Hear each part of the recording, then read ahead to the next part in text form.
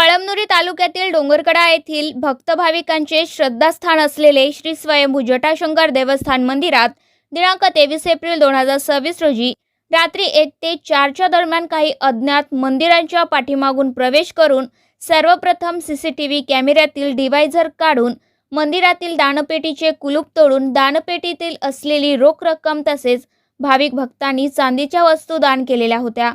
तेही चोरट्यांनी लंपास केल्याची ही घटना 23 एप्रिल 2026 रोजी सकाळी 5 वाजता गावातील भाविक भक्त दर्शनासाठी मंदिरात आले असताना चोरी झाल्याचे दिसून आल्याने आखाडा बाळापूर पोलीस ठाण्याचे पोलीस निरीक्षक विष्णुकांत गुट्टे यांच्यासह डोंगरकडा पोलीस चौकीचे जमदार संतोष नागरगोजे, विठ्ठल जाधव यांनी घटनास्थळी दाखल होऊन पाहणी केली आहे।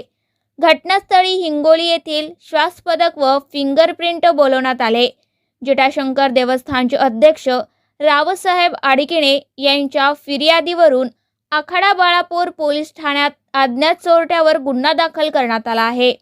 पुढील तपास आखाडा बाळापूर पोलीस ठाण्याचे पोलीस निरीक्षक विष्णुकांत गुट्टे यांच्या मार्गदर्शनाखाली जमदार संतोष नागरगोजे, विठ्ठल जाधव करीत आहेत।